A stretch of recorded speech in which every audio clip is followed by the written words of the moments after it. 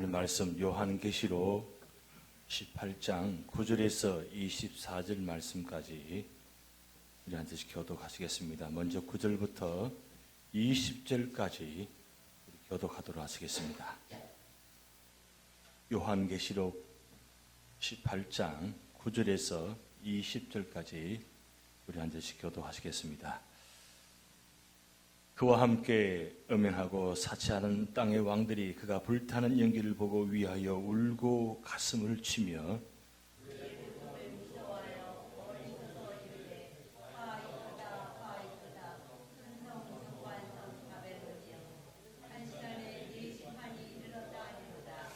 땅의 상인들이 그를 위하여 울고 애통하는 것은 다시 그들의 상품을 사는 자가 없음이라.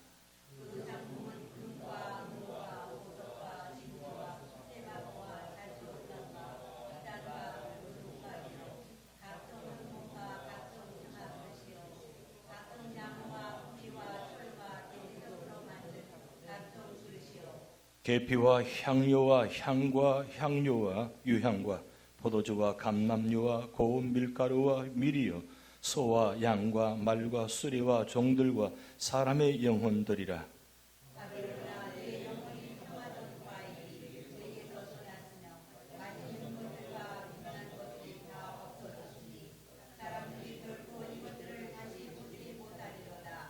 바벨론으로 말미암아 치부한 이 상품의 상인들이 그의 고통을 무서워하여 멀리 서서 울고 애통하여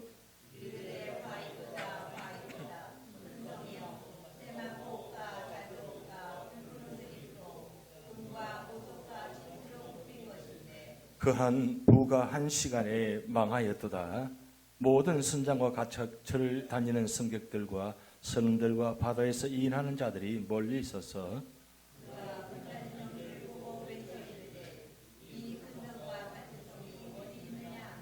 티끌을 자기 머리에 뿌리고 울며 애통하여 외쳐 이르되 화 있도다 화 있도다. 이 큰 성이여 바다에서 배부리는 모든 자들이 너희의 보배로운 상품으로 치부하였더니 한 시간에 망하였도다. 하늘과 성도들과 사도들과 선지자들아 그로 말미암아 즐거워하라. 하나님이 너희를 위하여 그에게 심판을 행하셨음이라 하더라. 아멘. 자, 우리 전우자와 인사하시겠습니다. 마라나타 인사하시겠습니다. 예, 감사합니다. 굉장히 미끄러운 길인 것 같은데도 저녁에 나오셔서 감사드립니다.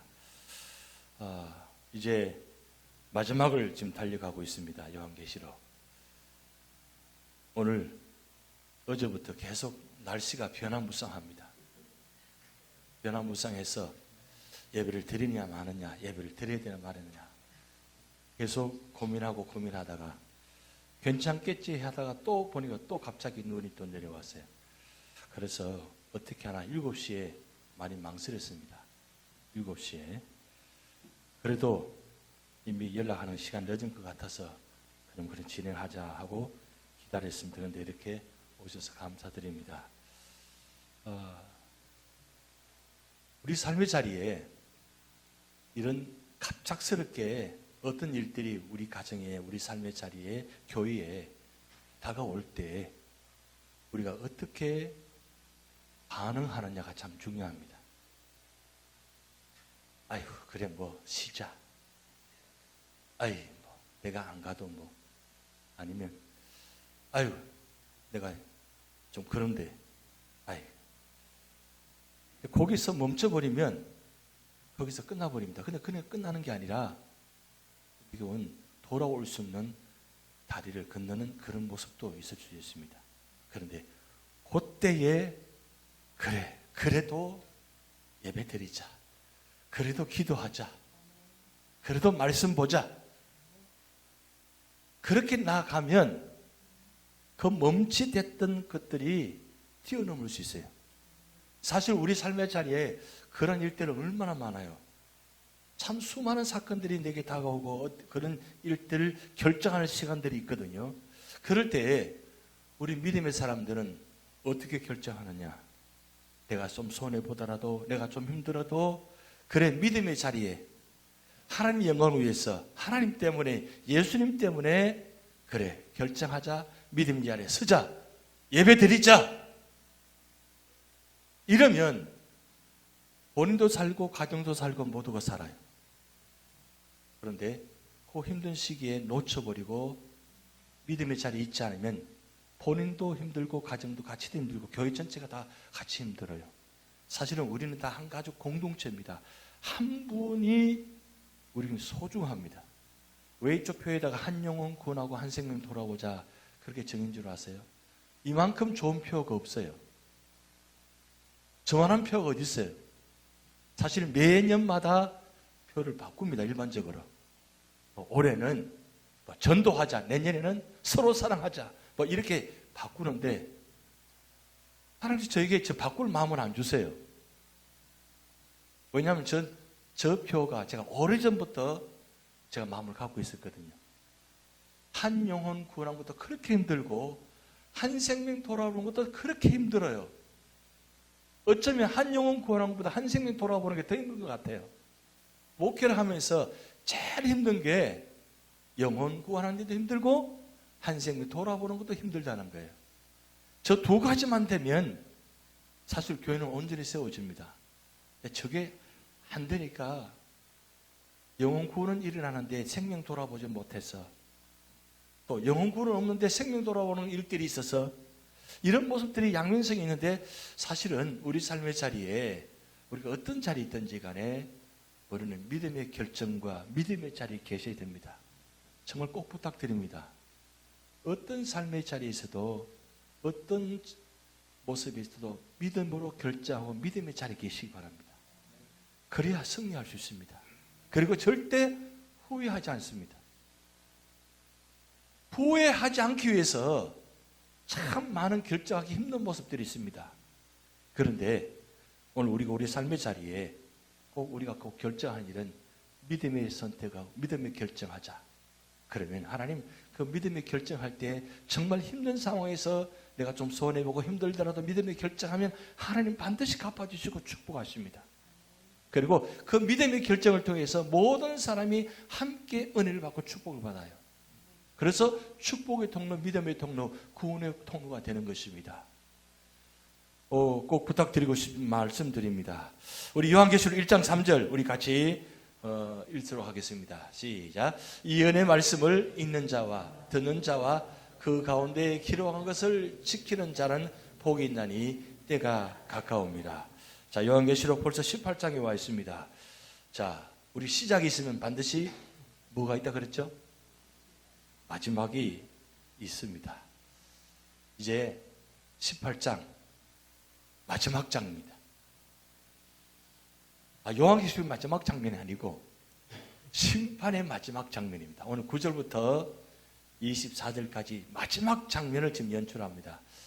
제가 이 본문을 맞추려고 맞춘 것이 아니라 참 기가 막히게도 18장으로 이번 주 끝나고 다음 주 수요일 성탄절 수요 예배 때 주님 오심을 본문의 19장이 시작돼요. 제가 의도적으로 맞춘 게 아니에요. 요한계시록 시작부터 쭉 순서로 진행해 나가는데 참 기가 막히게도 성탄절 날 주님 오신 그 초림의 예수님의 그 자리에 재림의 예수님 오심을 말씀을 시작된다는 게 이게 우연일까요? 우연은 아니고 하나님께서 우리 교회에 주시는 말씀이 있다는 뜻입니다. 주시는 말씀의 뜻이 있다는 뜻입니다. 그런데 오늘 18장 마지막 장 보시면서 우리가 말씀드리는데 자, 18장은 무슨 장입니까? 바로 세상 왕국이 멸망한 모습을 마지막 구체적으로 설명되는 장면입니다. 그러면서 19장에 예수님 재림에 대해 묘사가 시작됩니다. 그런데 18장 구성이 세 개로 구성된다 말씀드렸죠. 첫 번째 멸망의 선언이 있었습니다. 우리가 지난주 멸망의 선언을 보았습니다. 그 멸망의 선을 보면서 우리가 어떤 주제를 가졌냐면 두 가지입니다. 두 가지인데 부호천사가 나타나가지고 선언하는 장면이 나타나요. 첫 번째 등장하는 천사와 두 번째 등장하는 천사 차이점이 있습니다. 첫 번째 천사의 선언이 뭐냐? 바벨론이 무너졌다는 겁니다. 이 뜻은 바벨론이 무너진 장면을 보고 천사가 나타나서 지금 바벨론이 무너졌다 선포하고 있어요.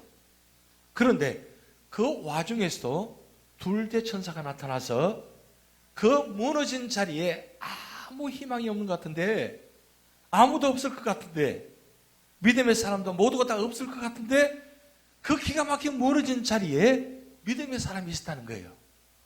그런데 뭐라고 합니까? 거기서 나오라 그래요. 야, 정말 이 놀라운 장면이죠.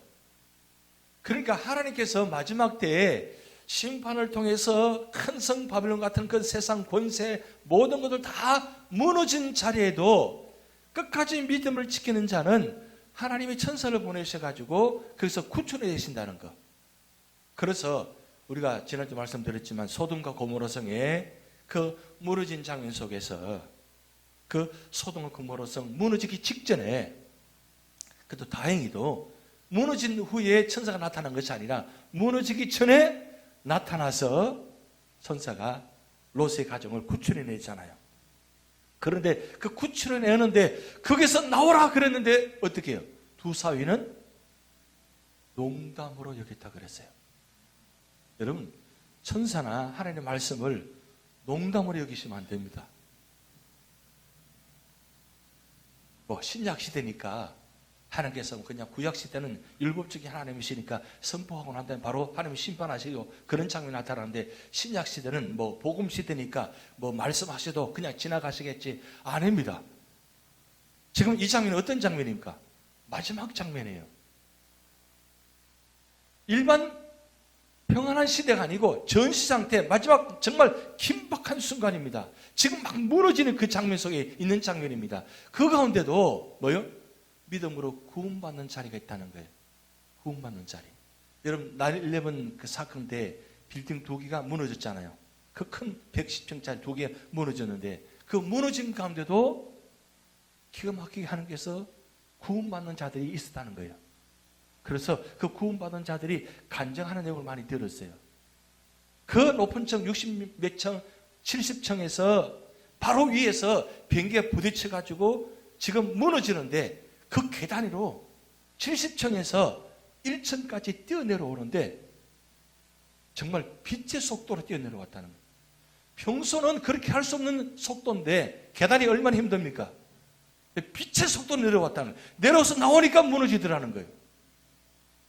그 간증을 들으니까 정말 대단해요. 그런 장면들 보면서 우리가 뭘 느껴요? 마지막 때 요한계시록에 나타난 이런 장면들 기억나잖아요. 특별히 오늘 18장에 나타난 장면 1절에서 8절까지에 다 무너진다 할지라도 믿음의 사람을 끝까지 믿음 지키면 천사를 보내셔가지고 구출해내신다는 거예요. 그래서 그게 마지막 때만 있는 것이 아니라 우리 삶의 자리에도 사방에 어떤 사건으로 인해서, 어떤 주변 환경으로 인해서, 어떤 고난으로 인해서, 어떤 사람의 여러 가지 모습으로 인해서 내게 절망적인, 도저히 받아들이고 이해할 수 없는 그런 상황이 된다 할지라도 내가 믿음의 자리에 있으면 어떻게 해요? 천사를 보내셔서 내가 도저히 거기 나올 수 없는 상황 속에서 붙잡아 내신다는 거예요. 여러분, 실제적으로 그런 일들이 우리 현재 상황에서 일어나고 있습니다. 단지 아주 크게 심판이 이루어지느냐, 크게 환란이 이루어지느냐, 작게 이루어지느냐 차이점이 있을 뿐이지 미래나 현재나 과거에는 항상 그런 모습들이 있다는 거죠. 결국은 우리가 믿음의 자리에 있다는 그만큼 중요합니다. 왜? 믿음의 자리에 있으면 하나님 반드시 뭐요? 천사를 보내셔서 반드시 구출해내신다는 거. 그래서 여러분, 그런 절망적인 상황, 그런 안타까운 상황, 그런 힘든 상황 계실 때 여러분 기도하시기 바랍니다. 말씀의 자리에 계시기 바랍니다. 예배의 자리에 계시기 바랍니다. 그러면 천사를 보내셔서 여러분을 구출해내십니다. 그게 바로 하나님의 역사예요. 성경 말씀에 분명히 기록하고 있어요. 여러분, 하나님께 천사를 보내실 때 어떻게 보내십니까? 긴박한 상황 때, 특별할 때, 기쁜 소식 때, 즐거운 소식 때, 아니면 슬픈 소식일 때, 아니면 절망적인 상황, 그런 상황에서 항상 천사를 보내세요. 보내셔서 구원해내는 장면이 나타나거든요. 그러니까 이 말씀은 오늘 우리 주신 말씀이라는 거죠. 오늘 이 밤에 나오신 여러분 꼭 기억하시기 바랍니다. 하나님은 나를 눈여겨보시고 주목하고 계시고, 그리고 내가 힘들 때, 어려울 때 천사를 보내셔서 나를 구원해내신다는 것. 그리고 여러분 꼭 기도하실 것은, 내가 기도할 때마다 그 기도를 천사를 보내셔가지고 그 기도를 담으셔가지고 어디로 옮겨 오신다고요? 하늘의 성소에 그 금향로에 담아 놓았다가, 그리고 마지막 때 그 금향로를 붓는다 그랬어요. 그러니까 한 가지도 하나님은 놓치지 않는 거예요. 여러분 시편 121편에 무슨 말씀입니까? 시편 121편. 졸지도 아니하시고 주무시도 않고 지켜보시는 하나님. 괜히 그냥 눈 뜨고 계시고 할까요? 눈만 뜨고 계시는 거예요? 그냥 보고만 계시는 거예요?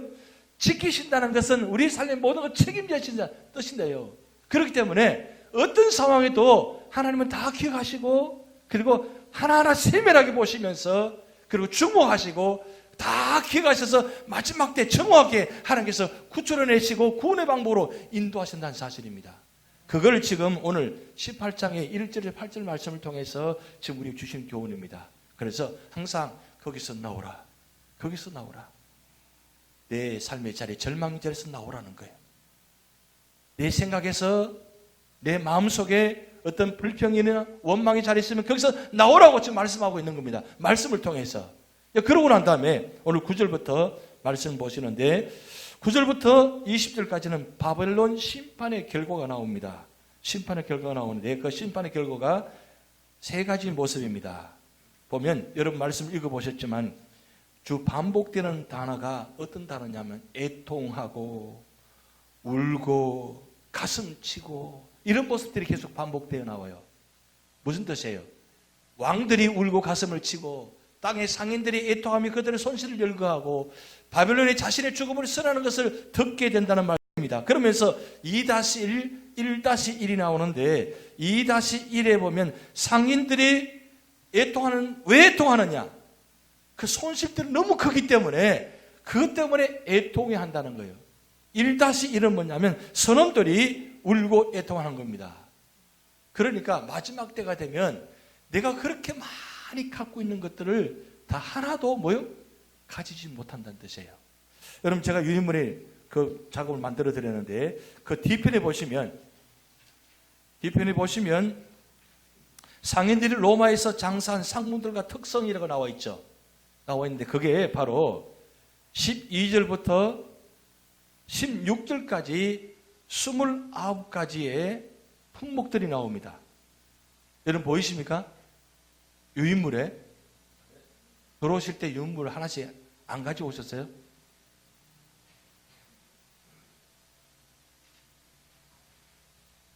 여기는 7가지 품목을 만들어 놓았는데 7가지 중에서 각 3분씩이 나왔습니다. 그런데 여러분 보시면 이게 상인들이 가장 고가품들의 가장 좋은 것들의 품목들을 지금 여기 다 기록해 놓았어요. 그런데 이 29가지 이 품목들이 마지막 때가 되면 어떻게 되느냐? 하나도 뭐요? 가지지 못하는 거예요. 지금 그렇게 많이 준비해 놓고 그렇게 장사를 하려고 준비해 놓은 그 모든 품목들이 마지막 때가 되면 뭐요?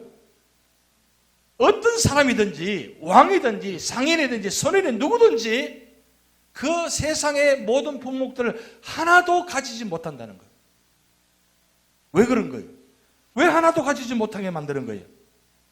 하나님이 심판하시기 때문입니다. 그래서 마지막 때가 되면 내가 갖고 있는 거 아무 소용이 없어요. 그것이 나를 구원해 줄 수가 없다는 거예요. 그것이 나를 무너지는 자리에서 나를 보호해 줄 수가 없다는 겁니다. 우리가 지금 제자 훈련 시간에 그 여호수아 말씀 보셨잖아요.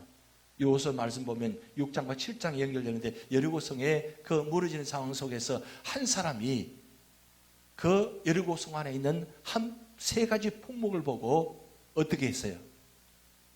입마에 복귀했죠. 평소에 뭐요? 그렇게 가지고 싶었던 것, 그렇게 소원했던 거에 들어가 보니까 보였다는 거예요. 그걸 어떻게 해요? 지금 하나님께서 보시고 계시는데 그것을 몰래 훔쳐서 그리고 자기가 거주하는 곳에 땅속에 묻어 놓았다는 거죠. 근데 그게 어떻게 됐어요? 누리지도 못하고 가지지도 못하고 결국 아골 골짜기에서 어떻게 됐어요? 여러분 네 가지 기억나세요? 아이성에서 아간이 아골 골짜기에 했다고. 이 아로 시작하잖아요. 아이성에 아간이 아골 골짜기에 돌무더기 속에서 돌에 맞으면서 하고 파도를 치면서 끝났어요. 그런데 똑같이 돌에 맞아서 죽으면서 마지막 순간에 하지 않고 정말 예수님처럼 마지막 폼 잡고 한마디 탁 하고 하나님 영혼 부르심 받은 사람이 누구예요? 반으로 끝났죠. 스데반이 뭐라고 했습니까?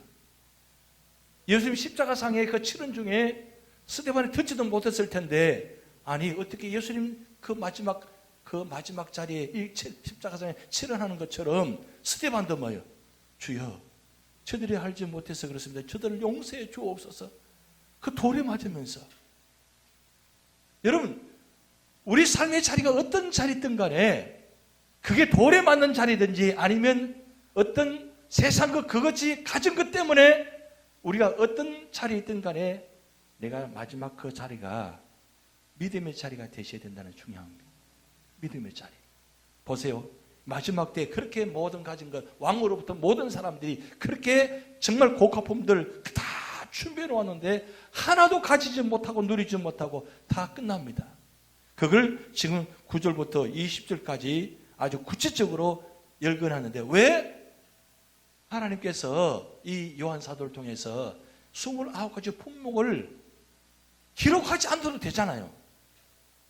굳이 기록할 필요가 뭐 있어요? 그냥 그 고가품 가진 것들을 다 가지지 못했다 이렇게 하면 되는데 왜 품목 하나씩 다 기록해 놓았을까요? 누구 보라고요? 누구 들으라고요?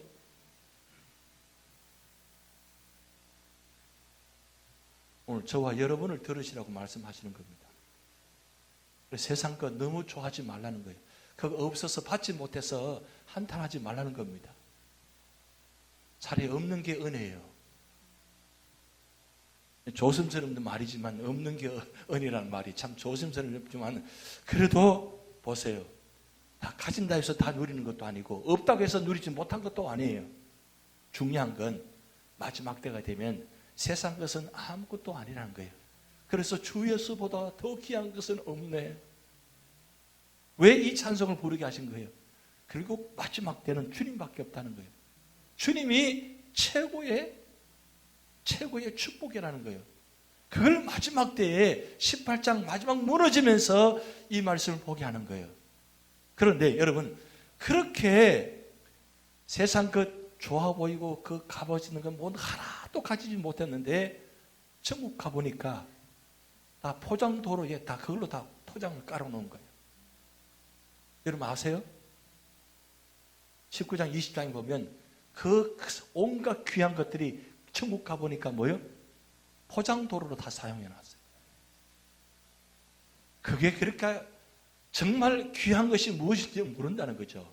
세상에서는 내가 갖고 있는 가장 귀한 것 같은데 그 가장 귀한 게 아니에요. 진짜 귀한 것은 어디 있다고요? 천국에 있습니다. 천국 가면 누구 말 따라 경상도 말로 천재 삐까리다. 그런 말 아세요? 많다는 뜻이에요.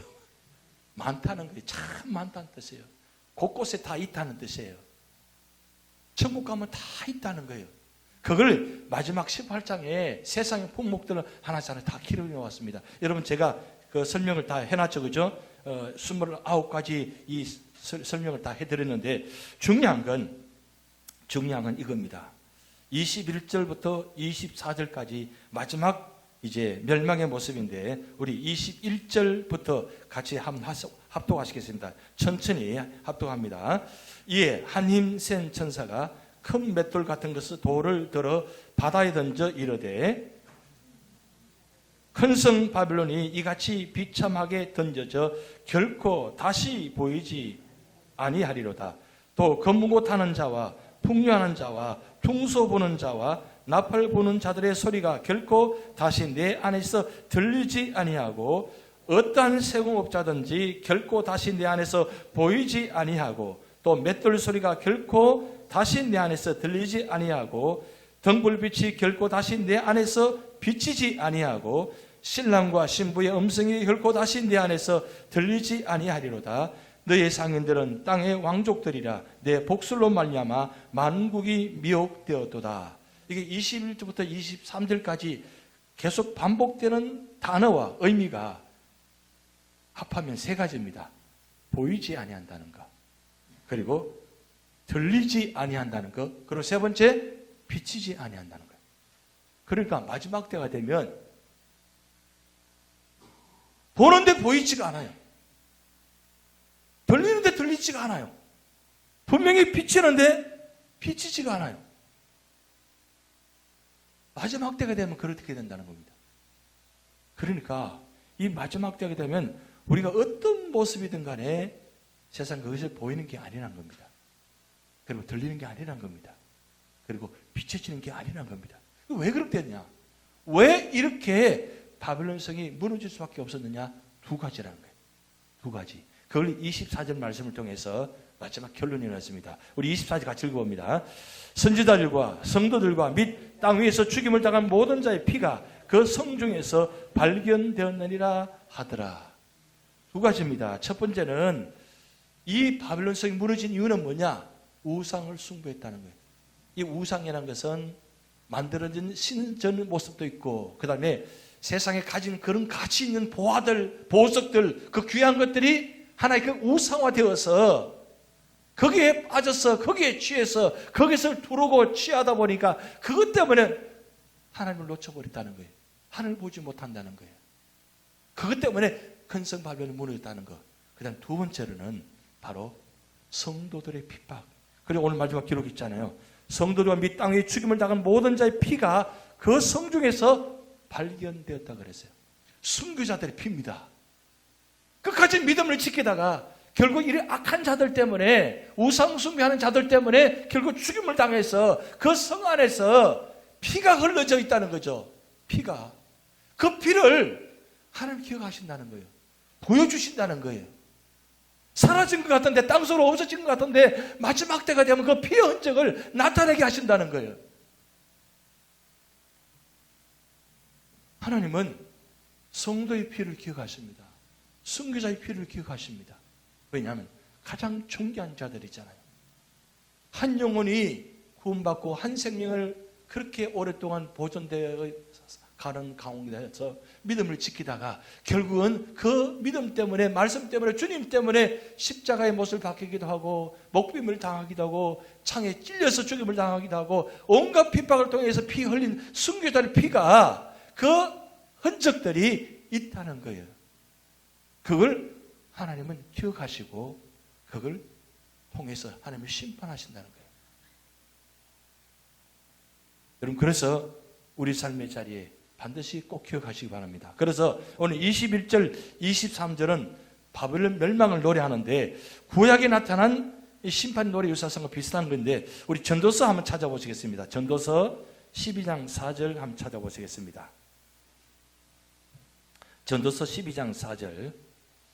이미 구약에 마지막 때 바벨론이 멸망할 것이라는 것을 미리 예언적으로 말씀해 놓았습니다. 오늘 여러분 보면 5 본문을 기록해 놓았는데 전도서 12장 4절, 이사야 24장 8절, 예레미야 16장 9절, 25장 10절, 그리고 에스겔 26장 12절부터 14절까지 나오는데 우선 한 절만 찾아봅니다. 전도서 12장 4절 같이 읽습니다. 시작.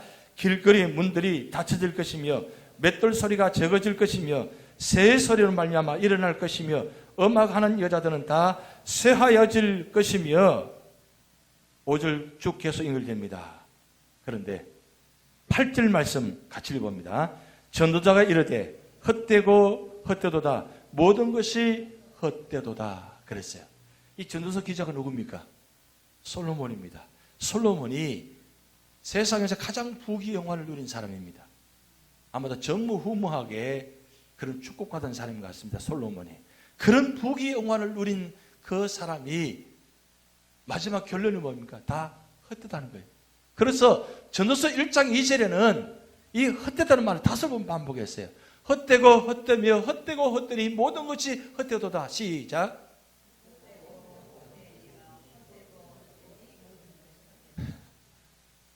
잘 안 되죠. 헛되고 헛되며 헛되고 헛되니 모든 것이 헛되도다. 왜 솔로몬이 그 말을 했어요? 다 누려보았는데 솔로몬이 이 2가지를 마지막 때 바빌론성 멸망하듯이 2가지를 범죄했거든요. 2가지를. 우상 숭배하고 하나님 성전을 더럽히고 믿음의 사람들을 더럽혔다는 것. 그걸 그대로 보여주잖아요. 그래서 전도서 기자가 마지막 결론을 내줍니다. 자, 우리 전도서 12장 13절 14절 같이 읽어봅니다. 이 일의 결국을 다 들었으니 하나님을 경외하고 그의 명령들을 지킬지어다. 이것이 모든 사람의 본분이리라. 14절 시작. 하나님은 모든 행위와 모든 은밀한 일을 선악간에 심판하시리라. 아멘입니까? 여러분, 마지막 때에 요한계시록만 말씀한 것이 아니라 이미 구약에 수없이 반복해서 기록해 놓았어요. 예언서만 기록한 것이 아니라 여기 시가서에 전도서에 12장 마지막 절에 선악간에 심판하신다고 기록해 놓았어요. 결국 이 말씀대로 이루어지는 거예요. 이 말씀대로 하나님이 행하신다는 거예요. 그러면 우리가 마지막 때에 어떻게 살아가야 되느냐? 우리 시편 119편 37절 우리 같이 합독합니다. 내 눈을 돌이켜 허탄한 것을 보지 말게 하시고 주의 길에서 나를 살아가게 하소서. 여러분, 하루를 살아도 하나님 믿음으로 살아가게 하소서. 주님 안에서 살아가게 하소서. 어떤 삶의 차례든지 주님 뜻대로 살게 하옵소서. 시편 119편 37절을 여러분 주목하시고 기억하시기 바랍니다. 결국 내가 무엇을 보느냐, 무엇을 생각하느냐, 무엇을 마음에 품느냐에 따라서 우리 상황이 달라집니다. 그래서 이 시편 기자는 기억했잖아요. 내 눈을 돌이켜 허탄한 것을 보지 말게 하시고. 왜? 눈은 이미 떠져 있기 때문에 보게 된다는 거죠. 보는데, 보긴 보는데 뭘 봐야 돼요? 일단 나타나는 현상만 보지 말고 그 너머의 현상을 바라보라는 거예요. 그게 믿음의 눈입니다. 믿음의 눈은 앞에 보이는 현상만 보지 않고 그 너머의 현상을 바라볼 수 있는 것이 믿음의 눈입니다. 그래서 히브리서 11절 1절에 믿음은 바라는 것들의 실상이요 보지 못하는 것들의 증거라 그랬어요. 여러분, 우리 삶의 자리에 교회를 바라보고 우리 가정을 바라보고 우리 성도를 바라보고 그리고 우리 말씀을 바라보고 예배를 바라볼 때 무엇을 보느냐가 중요합니다. 여러분, 나타나는 현상만 보지 마시고 진짜 보지 못하는, 보이지 않는 부분이 더 크다는 거 여러분 꼭 기억하셔야 돼요. 내가 보는 것보다 보이지 않는 것이 더 크다는 사실. 내가 지금 보이는 세상이 굉장히 넓고 크잖아요. 높잖아요. 그런데 그 넘어 있는 하나님의 세상은 더 큰 세상, 청량할 수 없는 세상에 있다는 거죠. 그걸 하나님이 우리에게 준비해 놓으셨습니다. 그래서 18장이 끝나는 건 절망이 아니고 희망의 시작입니다. 소망의 시작이에요. 왜? 주님이 오시기 때문에. 주님이 오시기 때문에 요한계시록은 심판으로 끝나지 않고 소망으로 끝납니다. 천국으로 끝나요. 그게 하나님의 믿음의 삶의 모습입니다. 그래서 우리 모든 삶의 자리마다 우리 항상 결론은 어떤 자리가 되셔야 돼요? 바로 믿음의 자리, 구원의 자리, 축복의 자리, 천국의 자리가 되셔야 됩니다. 결정은 여러분이 하시는 겁니다. 하나님이 여러분을 결정하시는 게 아니라 여러분이 하나님을 결정하도록 하나님께서 은혜를 주셨어요. 결국 내가 어느 쪽에 선택을 결정하느냐에 따라서 내 삶의 자리가, 그 영혼의 자리가 전혀 다른 방향이 달라진다는 거죠. 그래서 내가 오늘 이 자리에 와 있습니다. 그럼 내가 오늘 이 자리가 어떤 자리냐? 바로 믿음의 자리, 말씀의 자리입니다. 은혜의 자리입니다. 구원의 자리입니다. 축복의 자리입니다. 그리고 천국의 자리는 미리 우리에게 보여주시고 계십니다. 요한계시록을 통해서 그 주님을 볼 수 있는 여러분 되시기 바랍니다.